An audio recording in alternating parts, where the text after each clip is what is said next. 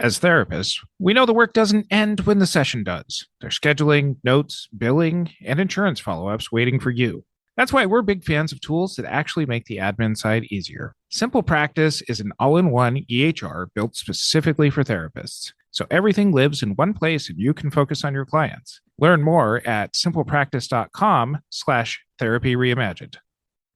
This episode is sponsored by The Receptionist for iPad, a visitor management system that allows you to easily check in clients and take your time back. Learn more by visiting thereceptionist.com/MTSG and get your first month free. You're listening to the Modern Therapist Survival Guide, where therapists live, breathe, and practice as human beings. To support you as a whole person and a therapist, here are your hosts, Curt Widhelm and Katie Vernoy. Welcome back, Modern Therapists. This is a Modern Therapist Survival Guide. I'm Curt Widhelm with Katie Vernoy, and this is the podcast for therapists about the things that go on in our practices, the things that go on in our profession, and maybe the one profession that needs to keep a professionally eerie calm while pretending that the world around us is not burning down and crashing in every particular way when it comes to things like the job market and new ways that burnout is happening. And we're all supposed to just maintain professionally manicured cardigans. And in being able to help us with today's conversation about the world that we're in and some of the issues that therapists face, we are joined by Shaina Siber, LCSW, to talk about maybe there's some guiding hope for people entering into this. So thank you so much for spending some time and joining us today. Yeah, I'm so happy to be here. Thanks for having me. I'm really excited about this conversation, although I'm not sure what a well-manicured cardigan is. But before we get into that and other parts of this conversation, I want to ask you the question we ask all our guests, which is, who are you and what are you putting out into the world? Sure. Hi, I am Shaina Siber. I use pronouns she, hers. I am a clinical social worker. I'm an integrative therapist currently living in Arizona. I maintain a full-time private practice, primarily working with healthcare workers at the moment. I did spend most of my career living and working in the Bronx in New York in community mental health and hospital settings in various clinical and leadership roles. And in 2020, I was the director of Ambulatory Psychiatry and Emergency Services in a major hospital in the height of COVID. And the Bronx was sort of considered a hotspot within a hotspot. And a lot of the systemic inequities that have historically plagued the Bronx and the Bronx community really sort of surfaced. And, our hospital system and the community at large was quite devastated. One of the interventions at the time is I worked with colleagues to develop a rapid crisis mental health response for the hospital staff there and began treating many of them clinically.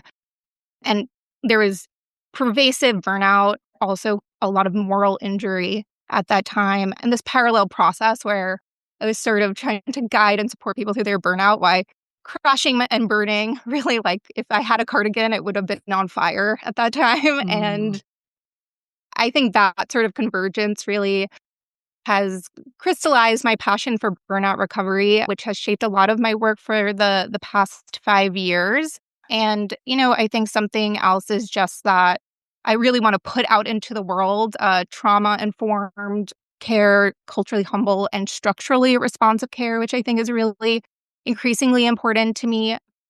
I grew up with a lot of relative privilege because of my social and physical location, but also experienced a lot of significant interpersonal trauma.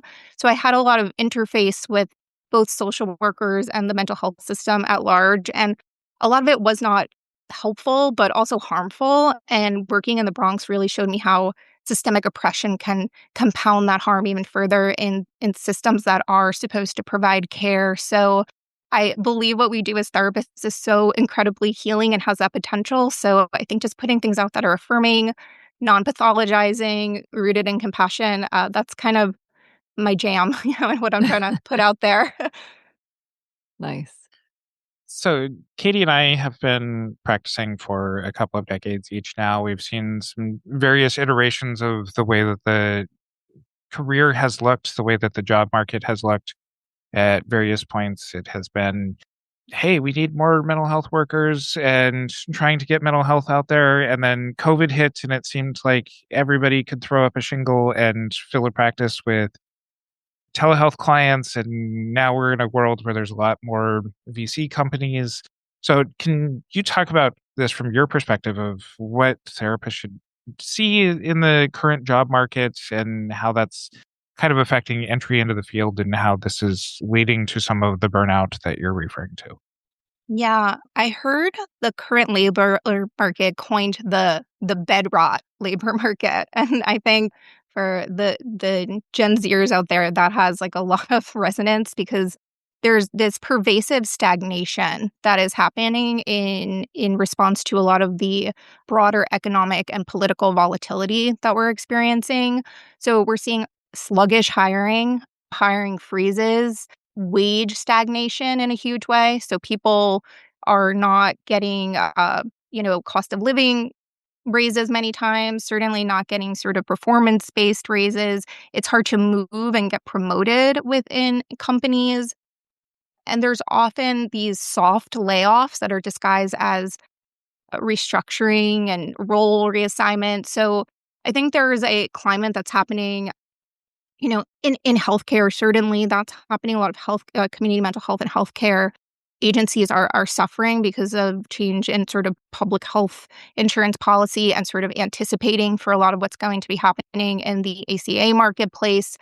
But I think there's a lot of stuckness that's happening for folks right now that's causing some distress and uncertainty. And I think just this broader idea that you were sort of touching upon is economists are calling it sort of this K-shaped economy. So there's people like wealth holders and corporations and certain high skill and lucky sectors that are continuing to raise sharply, while most Americans are remaining flat, kind of sliding down. And we have this kind of like economic gaslighting where we're getting these messages that the stock market is strong and corporate profits are rising, but that is not the lived experience of most Americans. So I think that is sort of the if I had to take a temperature check, a lot of people are feeling some demoralization around that, especially because we live in the US. I'm talking to maybe your listeners in the US, that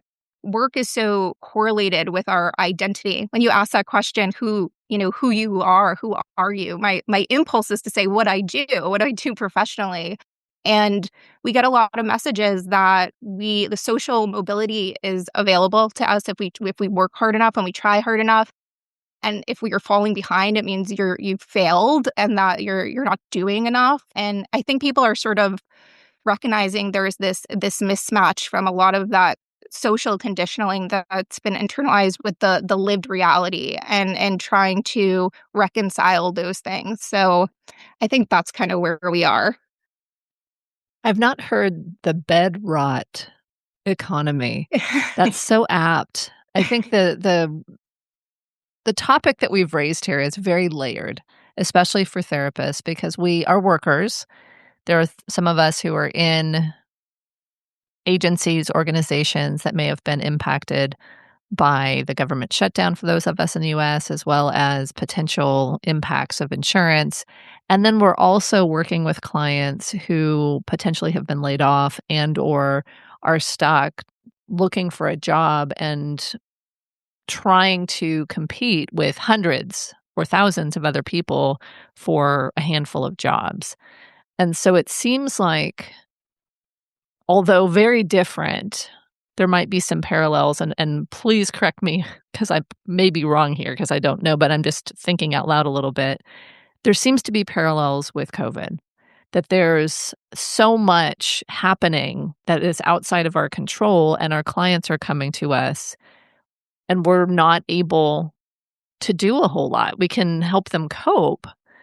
But when you mentioned moral injury, and of course you did, it just seems like we might be stuck in a similar spot where things are very volatile and the workforce is K-shaped, apparently, that makes so much sense. Hadn't heard that before.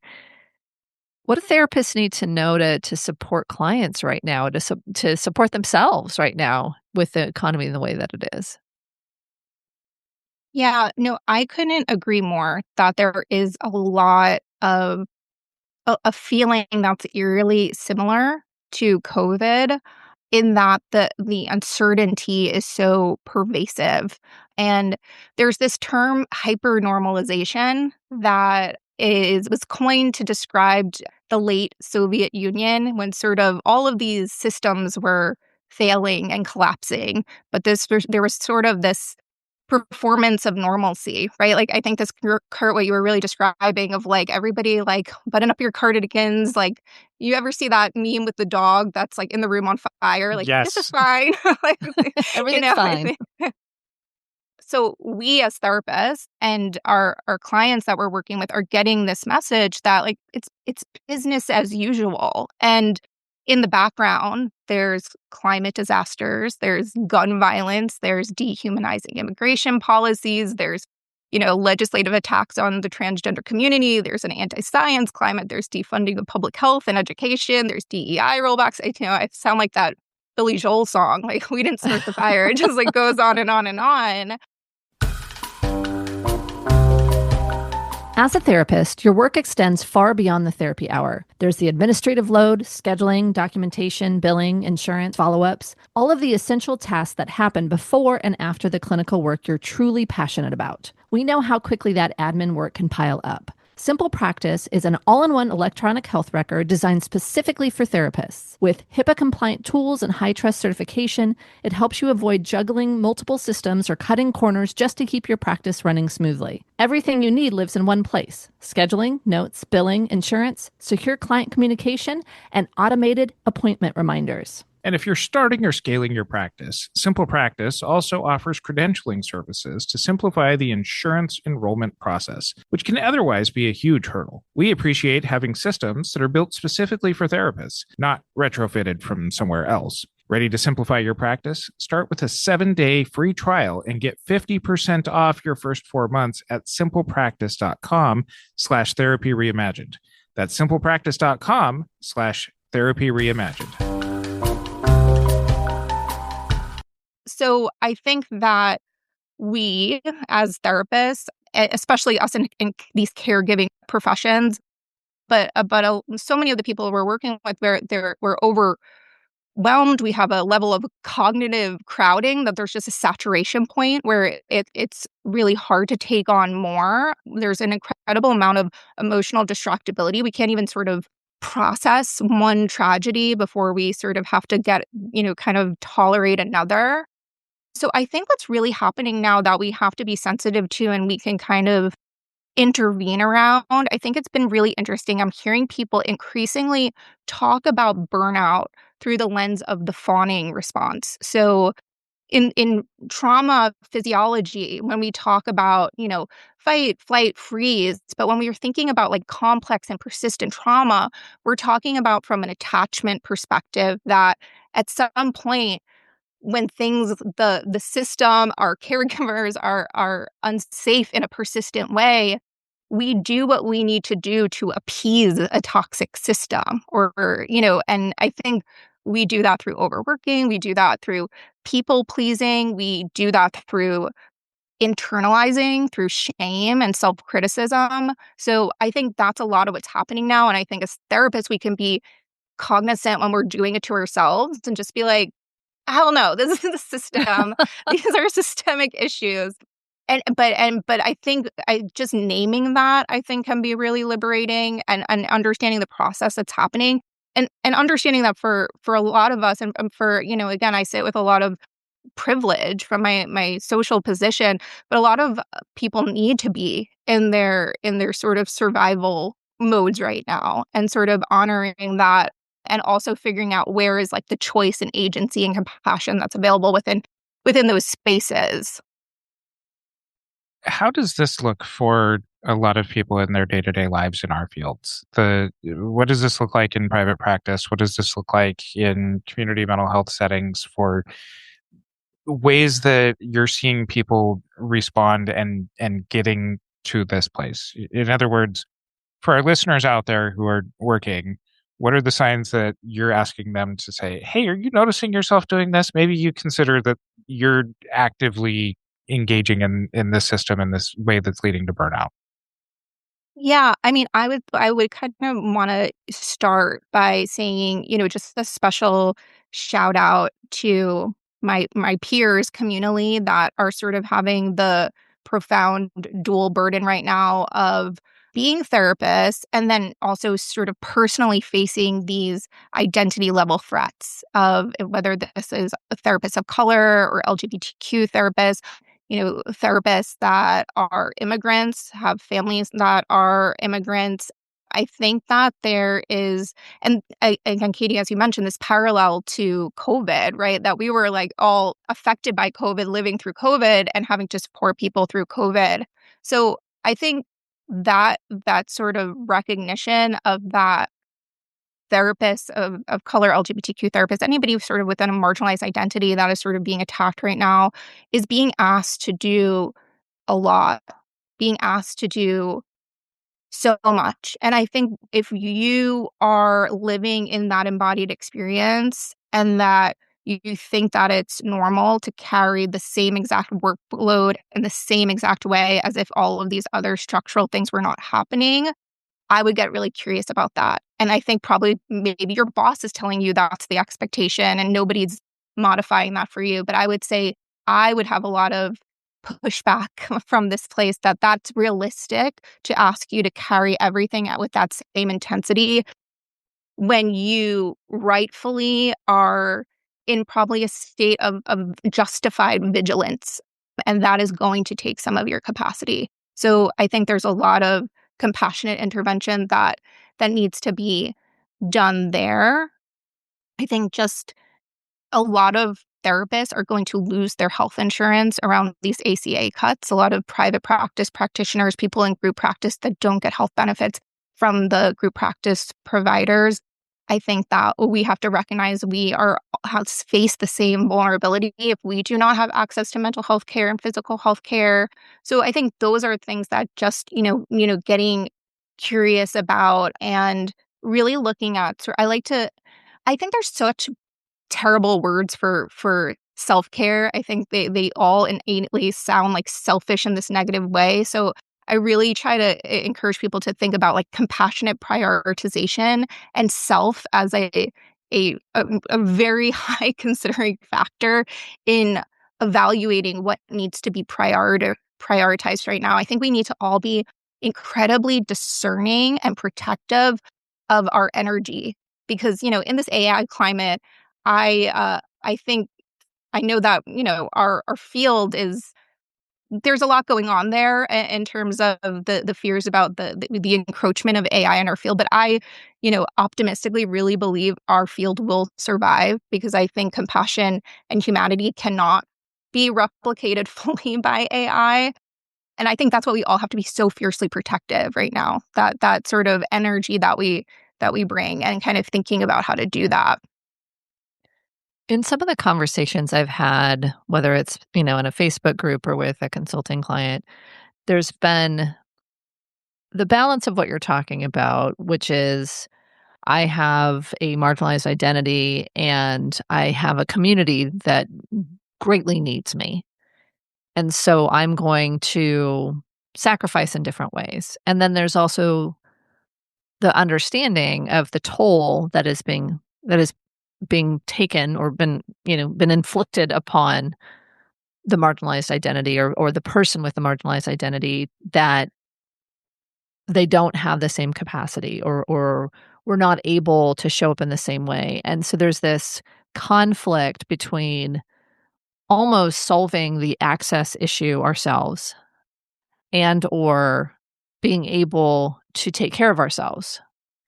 And so it seems like this really hard balance, and especially in times of crisis or fear, or I appreciate the fawning burnout response, where we're trying to just allow things to be normal, to try to stay under the radar, to do whatever we need to do to survive. I think it can be a very hard balance to strike, and it can be hard to know what should I be doing right now for myself or for the compassionate prioritization or for the people who really need my help.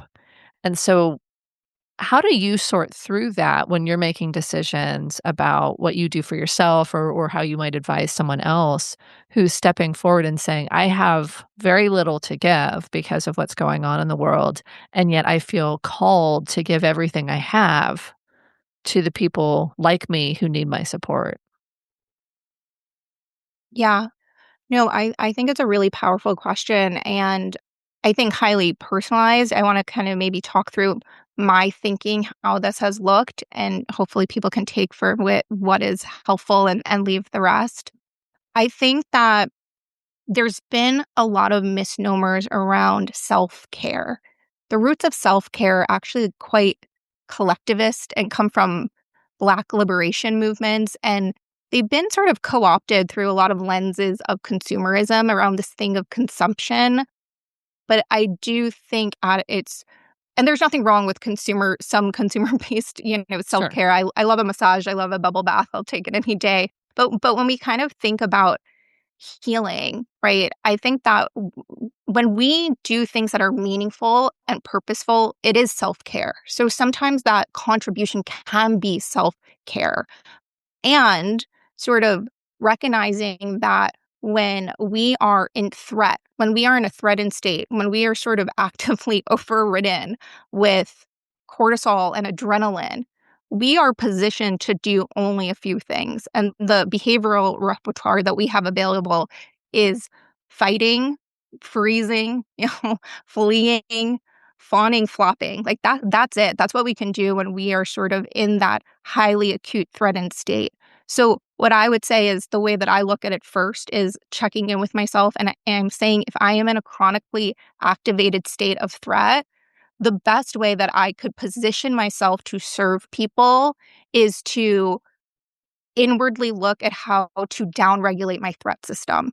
And that might take a day, that might take an afternoon, that might take 6 months, depending on what is going on for me. And then I think I can see my contributions that is meaningful to me of like giving back to a community as an act of self-care. But I can only do that when I am not in a acute state of activation.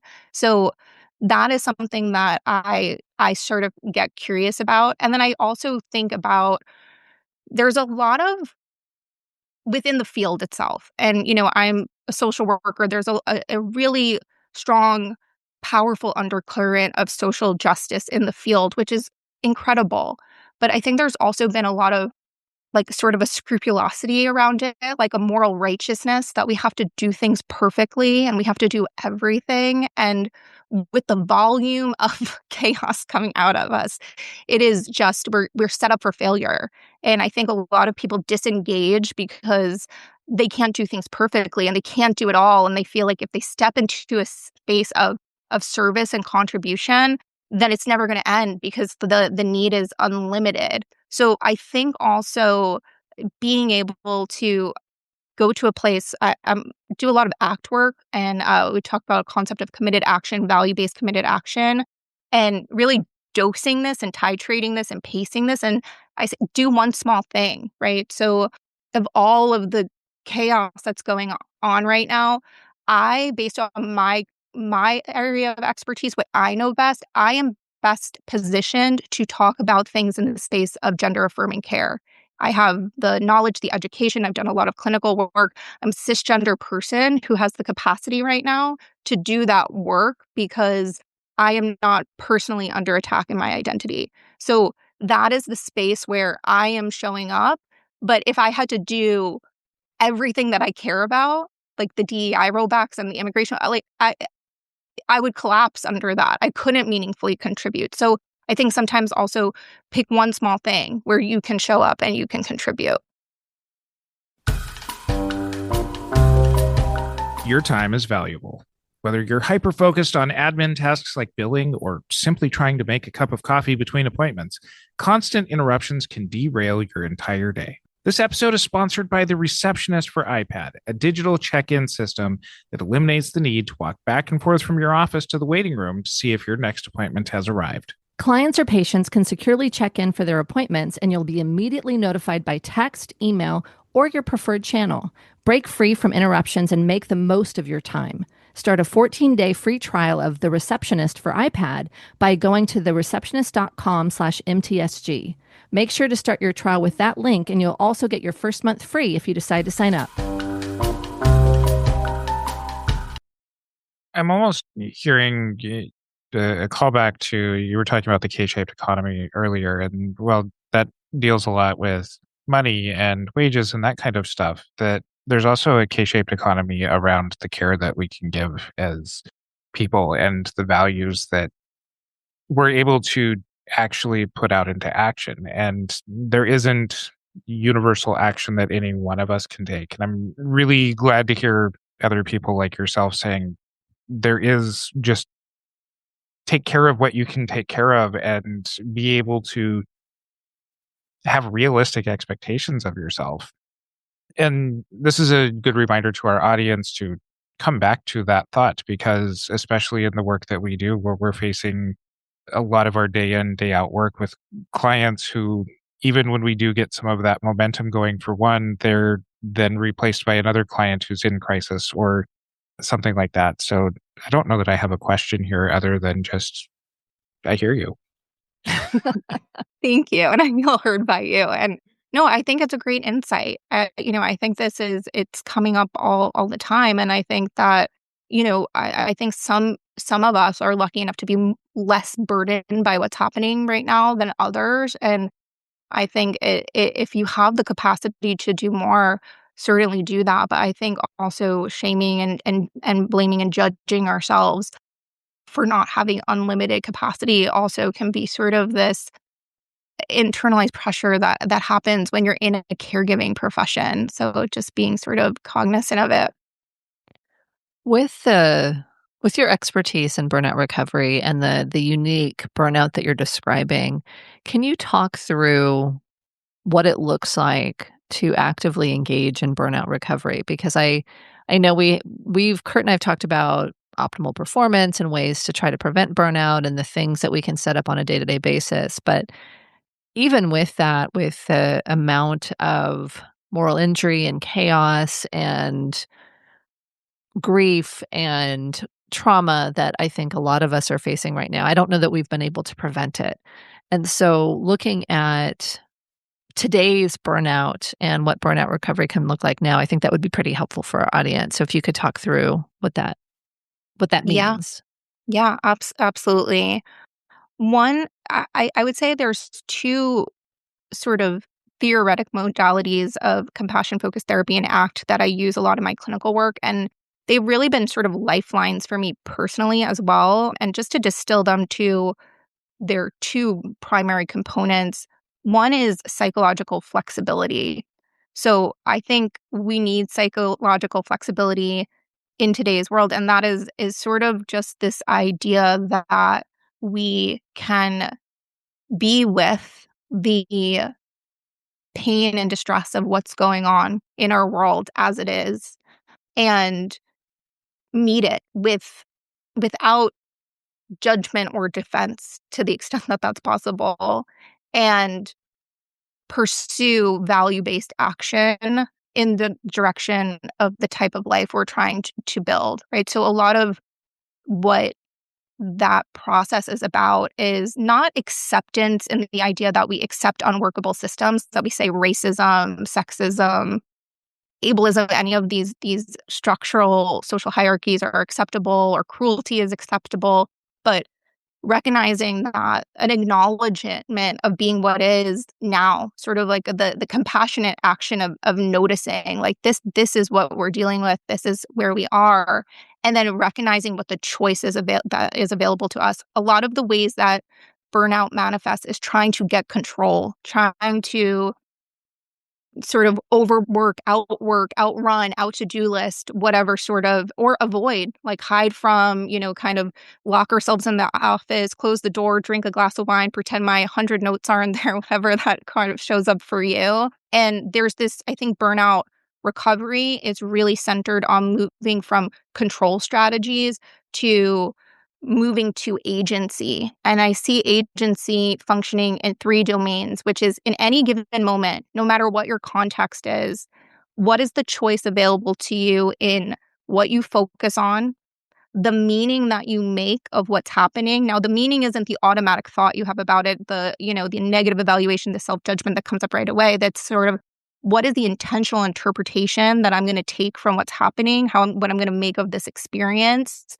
And then the behaviors, what are the habits, the choices that you're going to make in any given moment? And I think that is important because we don't all have the same choices, right? And so I think when we talk about inequity, we sort of talk about things as if we all have the same level of control in our lives, which we don't. I think oppression by design, it reduces and contracts people's choice and freedoms and ability to choose. But I think that when we can access psychological flexibility in any given moment, we can say, what can I focus on? What can I make this mean for myself? And what can I do? And sometimes doing, like, the behavior is doing nothing, is saying, there's nothing I can do about this, right? So I'm gonna say, like, there's nothing more for me to do. I'm giving myself permission not to do anything, which I think I know for me, that is half the work. Telling myself, hard. like, stand down. There's nothing else to do. Yeah. For a lot of our audience that is pre-licensed and might have even less of an agency in working in this field than others because of bureaucratic hoops, because of licensure requirements, if they are coming from traditionally marginalized communities, what's the hope? This is a time in the field where a lot of us haven't really come up with answers in this. So I'm relying on you of being the hope for our audience here to be able to say, it can feel really overwhelming. This is what being able to follow all of Shaina's steps actually can turn into. Yeah. No pressure at all, right? Not at all. No. I know I'm self-aware enough to recognize in the course of the conversation, I've probably been quite the Debbie Downer in a lot of ways. And, I will own that. And I am, almost like outrageously optimistic about our field. I'm sort of outrageously and enthusiastically passionate about being a therapist and what we do. So I think for those people who are not licensed and sort of maybe on the fence, what I would say is there's a need, and if there is, I think meaning and contribution are something that are important to you. There is so much of that possibility in this field.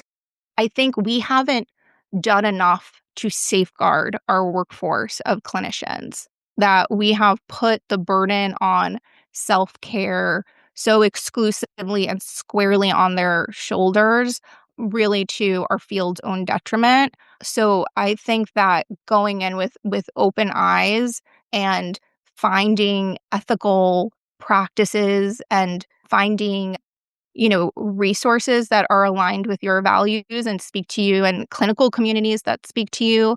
I think our field is moving more to non-pathologizing, trauma-informed practices, and I think that is helpful. I think our field is building more structural awareness. That is helpful. These things take time, and I think a lot of the progress has been halted because of what's going on right now in the current political administration and otherwise.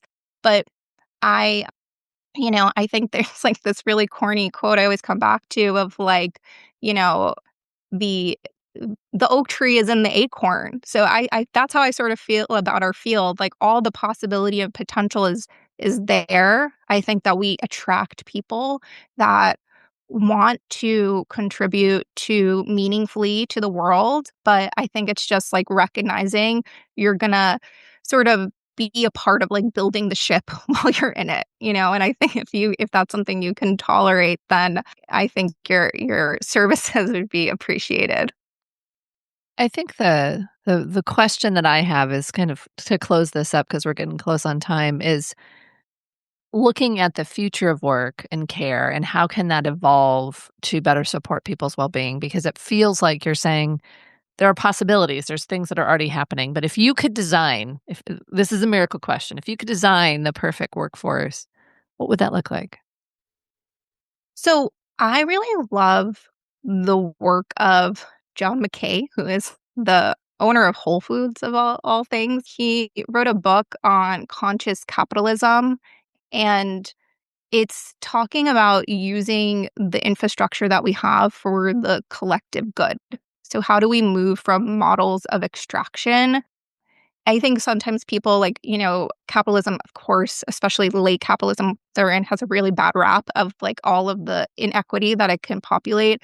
And I'm not arguing that, but I think it could feel overwhelming to say starting over from scratch. So I think having a model that it has 4 pillars that I think are really central. One is on higher purpose. So basing organizations on mission that are beyond profit alone. Stakeholder orientation, so moving away from just shareholders being considered to employees, customers, communities, suppliers, the environment being considered in decision making is critical and part of the responsibility of a business.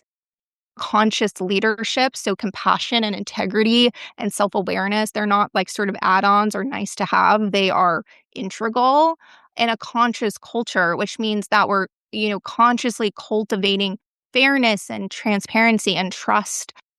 And there are conditions where people feel valued. So that's a model that, if you look at there are models this is being lived out. There are blueprints of businesses that are doing this in big and small ways already, hello Costco, hello Ben and Jerry's, Mm-hmm. And I think that's a blueprint for all of us, and really runs counter to the cruelty that is really harmfully being modeled as a pillar of leadership strength right now. So that's not my independent idea, but I am a proponent and an advocate for conscious capitalism, and I think that could be a real way forward for us that is actually feasible. I want to thank you for your time today and give you an opportunity to tell our audience where to find out more about you and about the work that you're doing. Oh, thank you so much. Well, I wrote a book. I'm very passionate about this, so it's all been put to word, called Using ACT and CFT for Burnout Recovery with Routledge. So that will be available for pre-order in 2026, and I would be so thrilled if you gave it a read. I do run an accredited continuing education company, so called Affirm Mental Health. So you could go to affirmmentalhealth.com and check out our membership and our courses that are all about, all of the things I described that I'm trying to put out into the world. Follow me at Affirm Mental Health on Instagram, and I have a podcast called the Affirming Minds Podcast. Most of our episodes are CE eligible, so, give that a listen. And we will include links to all of Shaina's stuff in our show notes over at mtsgpodcast.com. Make sure that you follow us on our social media, join our Facebook group, the Modern Therapist Group, to continue on with this and other conversations. And until next time, I'm Curt Widhelm with Katie Vernoy and Shaina Siber. Thank you for listening to the Modern Therapist Survival Guide. Learn more about who we are and what we do at mtsgpodcast.com. You can also join us on Facebook and Twitter. And please don't forget to subscribe so you don't miss any of our episodes. If you're looking to streamline your practice, we recommend checking out Simple Practice. Start your 7-day free trial and get 50% off your first 4 months at simplepractice.com/therapy reimagined. That's simplepractice.com/therapy reimagined.